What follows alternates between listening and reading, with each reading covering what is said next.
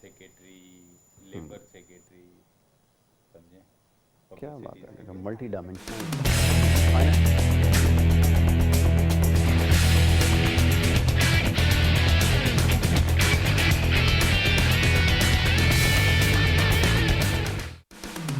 अस्सलाम वालेकुम। प्रोग्राम है हेल्थ 21। मैं हूं आपका मेज़बान मोहम्मद यासिर।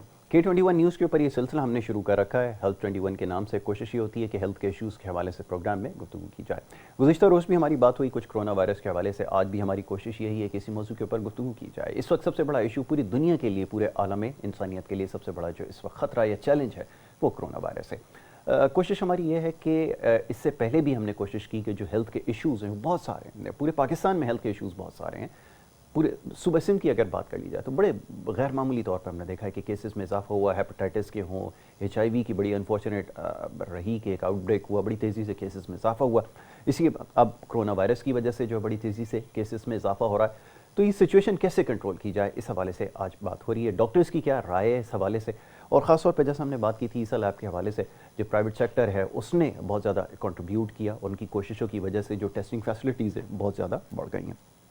तो बहरहाल चैलेंजेस अभी भी मौजूद हैं और ये समझने की कोशिश कर रहे हैं कि इस वायरस को जो इस वक्त पूरी दुनिया में फैला हुआ है इससे कैसे बचना है, क्योंकि इसकी कोई अभी तक बाकायदा वैक्सीन तैयार नहीं हुई है जिसकी वजह से इसका कोई ये कहा जा सके कि इसका कोई ये इलाज है। तो इसका कोई अभी हतमी बात इस बारे में नहीं की जा सकती, लेकिन इससे बचा ज़रूर जा सकता है। वो कैसे, इसी हवाले से बात करें। इसके अलावा और बहुत सारे मौज़ूआत हैं, मामलात हैं जिसके ऊपर हमने गुफ्तगू करनी है। इंशाल्लाह आज ये गुफ्तगू जारी रहेगी। बड़ी ख़ास मेहमान आज स्टूडियोज़ में तशरीफ़ फरमाए, उनको सबसे पहले मैं खुशामदीद कहूँगा और उसके बाद फिर आज उनसे गुफ्तगू की सारे मामलात पर।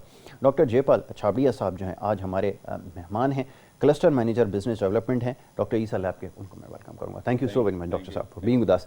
डॉक्टर साहब, सबसे पहले तो इस वक्त जो टॉक ऑफ द टाउन है, जो ग्लोबल एक चैलेंज है कोरोना वायरस, उसके हवाले से बात हो रही है। अभी तक पाकिस्तान में शायद क्योंकि लिटरेसी इतनी ज़्यादा नहीं है, लोग लिटरेट नहीं है, अवेयर नहीं है, तो शायद इस बात का अंदाज़ा नहीं कर पा रहा है कि कितना नुकसानदेह और कितना मुहलिक वायरस है। और फिर जो हिफाजती तदाबीर बताई जा रही हैं, मैं चाहूँगा इसके ऊपर थोड़ी आगाज़ में गुफ्तगू कर ली जाए कि हाथों को साफ़ रखने से और चेहरे को कवर रखने से बचा जा सकता है या इसके अलावा भी कुछ आगे बढ़कर हमें करना होगा। मैं चाहूँगा इस पर थोड़ी गुफ्तगू कर ली जाए। अच्छा, थैंक यू, आपने बुलाया। और एक तो आपने जो रखा कि लिटरेसी का इसमें रोल है, लेकिन मैं सबसे बेहतर समझता हूँ कि जैसे हमारा ब्रेन कंट्रोलिंग सिस्टम होता है, जैसे हम कोई भी आदमी फिज़िकली फिट हो, हाथ पाँव आँखें, लेकिन उसका ब्रेन सही नहीं हो तो वो सही काम नहीं करेगा, नहीं कर सकता। तो स्टेट जो होती है वो कंट्रोलिंग अथॉरिटी होती है, ठीक है। वो लोगों को डिसिप्लिन सिखाती है, लात पे अमल करना। लेकिन हमारे मुल्क में बदकिस्मती है, हम वो नहीं कर पाए या विल नहीं है, जिसकी वजह से आज तक हम पोलियो भुगत रहे हैं जो दुनिया में ख़त्म हुआ है, टीबी हम भुगत रहे हैं जो टीबी ख़त्म हो गई है, मलेरिया कई कंट्रीज़ में ख़त्म हो गया है, हम भुगत रहे हैं। उसकी वजह क्या है? हमारे पास एक तो विल होना बहुत ज़रूरी है कि मुझे ये काम करना है, तो स्टेट को एक तो ये कंट्रोल करना है, लोगों को सिखाना है। जैसे एक यंगस्टर हमारा हेलमेट आज तक नहीं लगा, नहीं समझ, ठीक है, एक तो ये होना ज़रूरी है। अभी आपका मैं आऊँगा उस पर कि आप जो बोल रहे हैं इसको हम कैसे बच सकते हैं। देखो, बचने का बहुत आसान तरीका, सबसे सस्ता, कि गवर्नमेंट को चाहिए कि 100% मास्क पहनाए। ठीक है, 100% इसी को मेक श्योर करें। एक आदमी भी रोड पे बगैर मास्क के नजर नहीं। अच्छा, उसमें बहुत सारे आसान तरीके हैं जी। ये जो मास्क हम यूज़ कर रहे हैं ये तकरीबन कोई आम जो हम खरीदते हैं तो 20 रुपीज़ में, अगर गवर्नमेंट लेगी तो शायद उसको 10 रुपये में मिल जाए। तो ये गवर्नमेंट अवेलेबल कर सकती है लोगों के लिए कि वो लोग 20 रुपये में या 15 रुपये में या 10 रुपये में नो प्रॉफिट पे गवर्नमेंट दे दे कि रोड पे मौजूद होना चाहिए। एक तो ये मस्ट है। और जो एंट्री है, जैसे कुछ, जैसे मैं मेडिलिंक ब्रांच को करता हूँ, तो हमारे मेडिलिंक में कोई भी एक भी आदमी विदाउट मास्क एंटर नहीं हो सकता, ठीक है, क्योंकि उसका थर्मल टेम्परेचर भी नोट हो रहा है और फिर उसको मास्क भी कंपल्सरी। तो ये रोड पे किया जा सकता है, गवर्नमेंट कर सकते हैं। और इसका मैं छोटी मिसाल दूं कि दुनिया में 2-3 मुल्क ऐसे हैं जो इसकी वजह से बच गए हैं। आप जापान को देखें, जापानी जो हैं, हालांकि हमारे उनकी एवरेज लाइफ बहुत बड़ी है, 80 साल के, 100 साल के, लेकिन वो ये मास्क जो है आमतौर पर भी पहनते हैं। उनके पास कभी नज़ला जुकाम हो गया, दे यूज़ मास्क। ठीक है। तो हमारे यहाँ ये मास्क एक तो गवर्नमेंट को 100% कराए। दूसरा मैं इस पे भी हक में हूँ कि जब तक हम तशहीर नहीं करेंगे, लोगों को समझाएंगे नहीं, एक तो लोग अभी भी हमारी बहुत सारी आबादी ये समझती है कि कोरोना नहीं है। इसका देखिए आसान तरीका है, हर घर में जो बच्चा पढ़ा लिखा है वो गूगल पे सिर्फ लिख दे और तो घर वालों को बता सकता है। अच्छा, ये कोरोना पहली दफ़ा नहीं हुआ है, कोरोना पहले भी हुआ 2002 में चाइना में हुआ, जिसमें बड़ी अमवात हुई, जिसको सार्स के नाम से याद किया जाए, सडन एक्यूट रेस्पिरेटरी सिंड्रोम। उसके बाद मर्स के नाम से हुआ 10 साल के बाद, वो 2 में हुआ, ये 12 में हुआ, मिडिल ईस्ट रेस्पिरेटरी सिंड्रोम, तो जो ये सऊदी में, इन दोनों में नुकसान हुआ है, दोनों में कोरोना ने।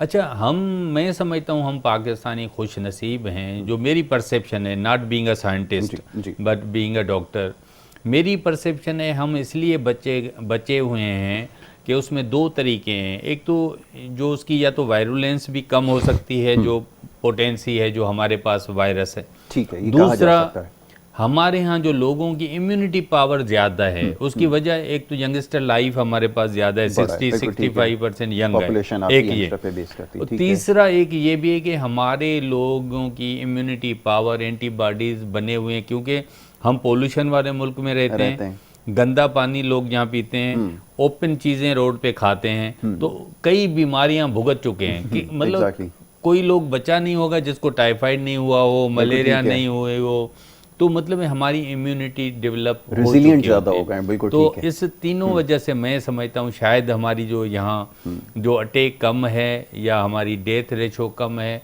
तो ये एक लकी चीज़ हमें जो मिल रही है। लेकिन हमारी कोशिश होनी चाहिए मास्क पहनना हर बच्चे को।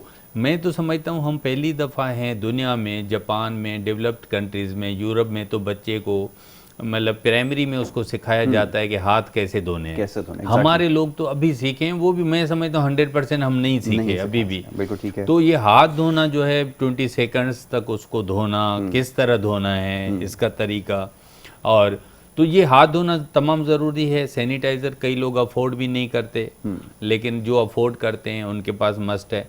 और तीसरा ये है कि हमें हैंड वॉशिंग जब हम करेंगे 3 टाइम तो मस्ट है खाने से पहले। बिल्कुल ठीक है।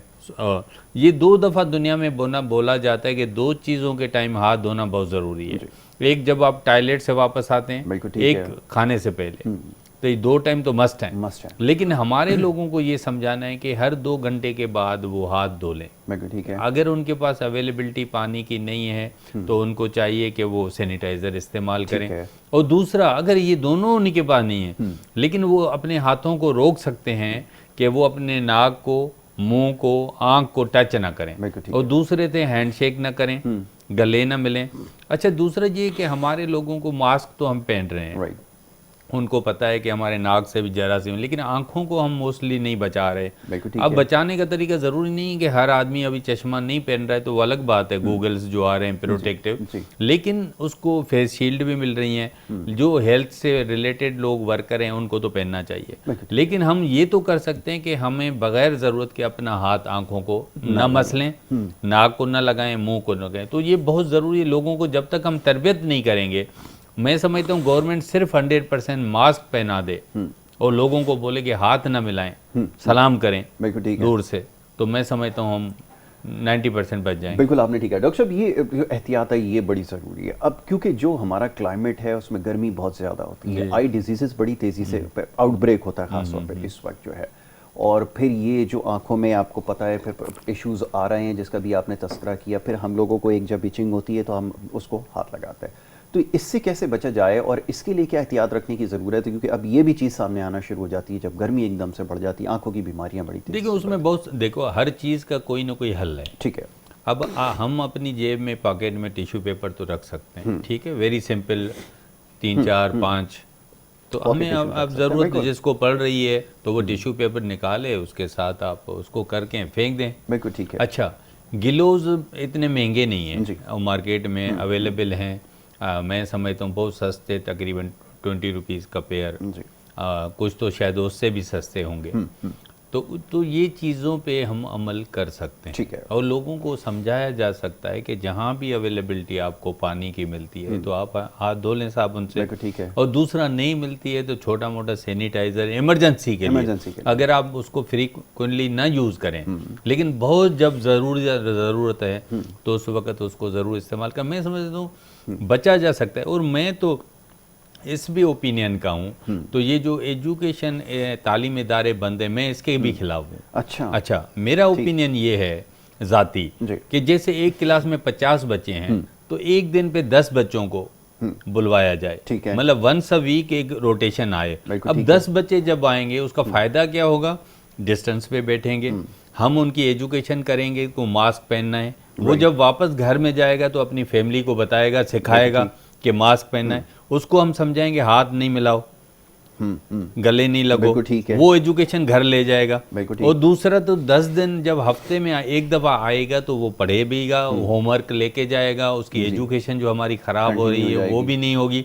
और मैं नहीं समझता, क्योंकि मैंने ज़ाती तौर पर देखा है वही बच्चे अपने मोहल्ले में, अपने घर में, अपने रिश्तेदारों में एक साथ बच्चों के साथ बैठे, जब हम उनको डिस्टेंस सिखाएंगे तो वो घर जाके केयर करेंगे। बहुत अच्छी बात। तो मेरा ओपिनियन ये है कि बजाय कि हम उनको बंद जो रखा हुआ है, इनको आप कम क्वांटिटी में वंस अ वीक उसकी क्लास होनी चाहिए और उसकी तालीम। बड़ी माकूल एडवाइस आपने दी है, और शायद अभी तक इसके बारे में बात भी नहीं हुई है। या आपने बिल्कुल ठीक कहा कि अगर स्ट्रेंथ 20 बच्चे अगर मान लिया जाए कि एक क्लास में हैं तो उसमें से 10 को बुलाया जा सकता है, 10 को आप बुलाकर एजुकेट करें, और उससे आपको इनिशियली फिर इस चीज़ का भी आइडिया हो जाएगा कि इसमें बीमारी फैलती है या नहीं फैलती।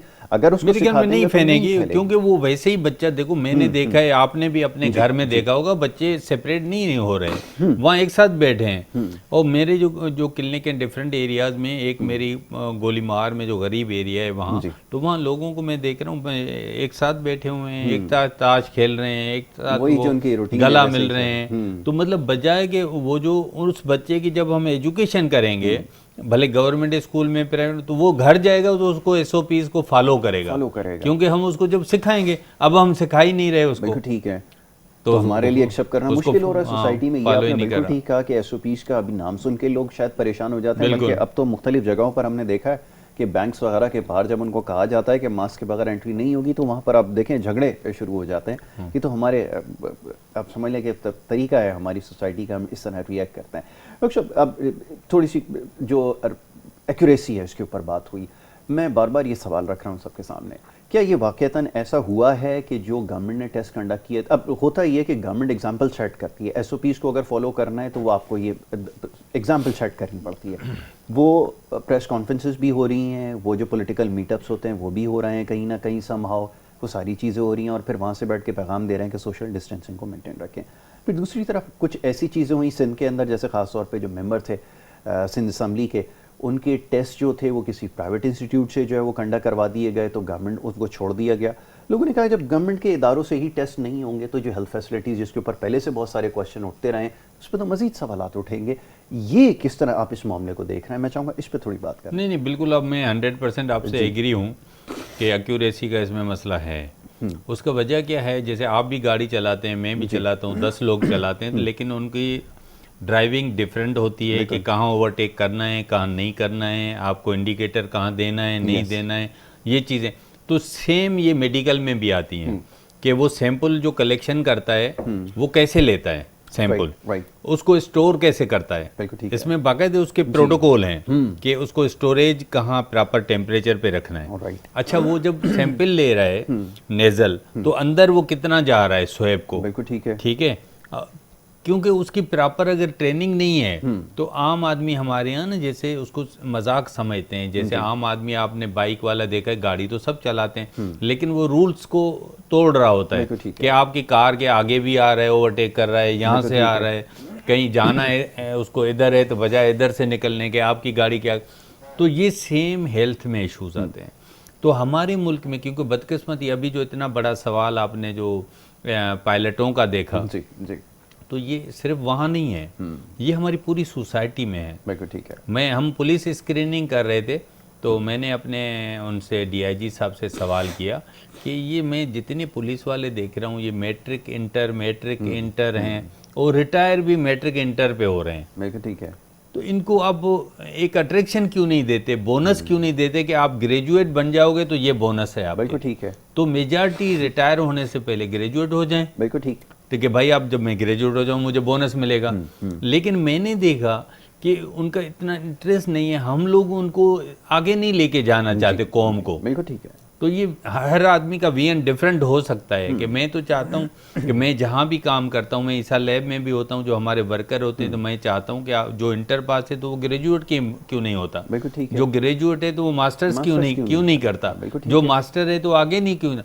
तो हम जब तक हम आगे नहीं जाएंगे तो हमारा ये मुल्क भी चेंज नहीं होगा। हमारा जो एक्यूरेसी है ना, जो उस पर हम बात कर रहे थे, तो उस पर टेम्परेचर प्रॉपर पे सैंपल रखना, फिर वहाँ से सैंपल आप जो लेके जाते हैं, इसका सेम मिसाल आप जो पोलियो नहीं खत्म कर पा रहे, उसमें सेम रीजन यही प्रॉब्लम है कि आया वो डोज हम प्रॉपर दे रहे हैं, नहीं दे रहे हैं, उसकी एक्यूरेसी है नहीं है, टेम्परेचर उसका मेंटेन करते हैं नहीं करते हैं। तो ये सेम इसमें है। तो प्रॉपर ट्रेनिंग होना, जो आपका सैंपल लेता है फिर उसको सैंपल को वहाँ और जो परफॉर्म करता है, अच्छा इसमें इसको शिफ्ट आइस बॉक्स में करना होता है। मेरे को ठीक है। तो टेम्परेचर पे आया वो वहाँ उस पर शिफ्ट कर रहा है नहीं कर रहा है, टाइम में पहुंचाया टेम्परेचर पे, मतलब ये सारा ना इस पे बहुत सारे सवाल उठते हैं। तो ये गवर्नमेंट को करना चाहिए। आपको पता है हमारे गवर्नमेंट सेटअप में कुछ प्रोफेसर हैं जिन्होंने आइडियल काम किया है, जिनको हम नहीं भूल सकते।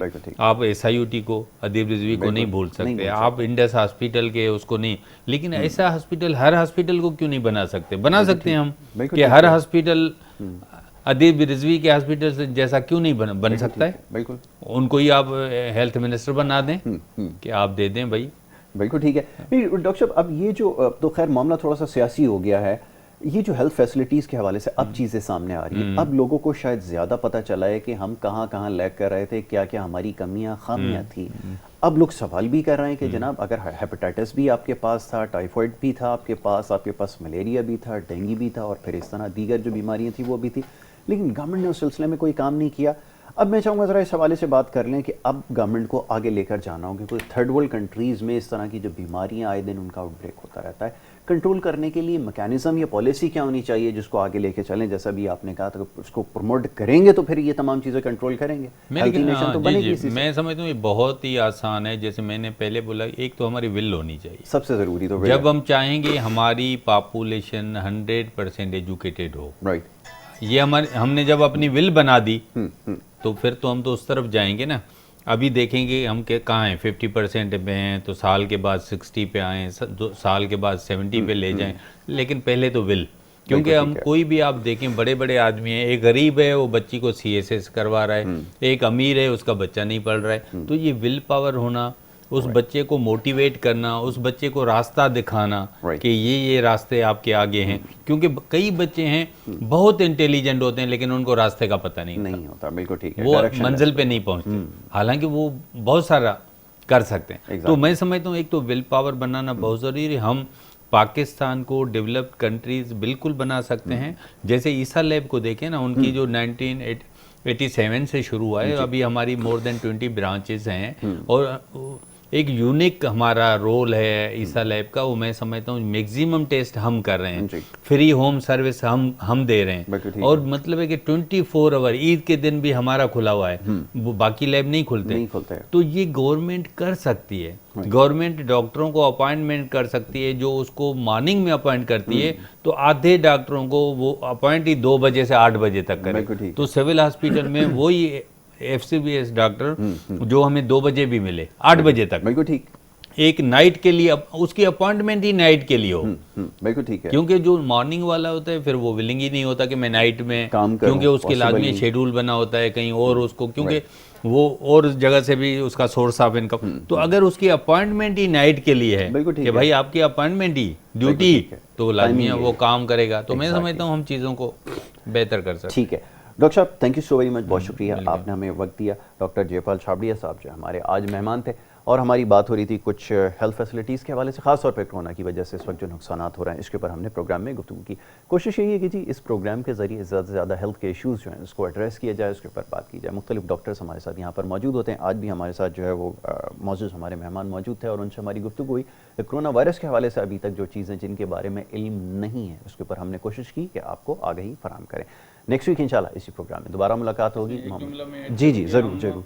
लोगों को पता होना चाहिए कि ईसा लेबॉर्ट्री तमाम होम कलेक्शन फ्री चार्ज से, मतलब उसकी चार्जेस नहीं कर रहे, और सिर्फ कोरोना के लिए नहीं, हम जो बाकी लैब टेस्ट हैं वो भी लोगों को हम फ्री सर्विस दे रहे हैं कि हमारे जो लोग हैं भले वो हमारे से कितने भी दूर हैं, हम हमारा जो बंदा है वो जो ताज कम्प्लेक्स से डिफेंस भी जा रहा है, हालांकि हमारी ब्रांचेस वेरी नियर हैं, लेकिन फिर भी हम उनको अवॉइड नहीं करते। और मैं चाहता हूं कि लोगों को इसका बेनिफिट लेना चाहिए, क्योंकि हमारे मुल्क में डायबिटीज़ बढ़ रहा है, कोरोना बढ़ रहा है, हेपेटाइटिस बढ़ रहा है, और हम जो लोग हैं जो अपनी लग्जरी पे खर्च करते हैं, अगर हम 2-4 हज़ार अपनी हेल्थ के लिए अलग रख दें तो मैं समझता हूँ हम काफ़ी बीमारियों से बच। बिल्कुल बिल्कुल डॉक्टर साहब ने बिल्कुल ठीक कहा कि सबसे ज़्यादा ज़रूरी है कि सेहत को तरजीह देनी है, और जहाँ पर बहुत सारी जगहों पर हमारे अखराजात हो जाते हैं हेल्थ के हवाले से भी हमें इसके ऊपर ज़रूर खर्च करना चाहिए। इसी बात के साथ प्रोग्राम का इख्तिताम, इंशाल्लाह दोबारा मुलाकात होगी। मोहम्मद यासिर को और हमारी टीम को दीजिए इजाज़त। अल्लाह के बाद।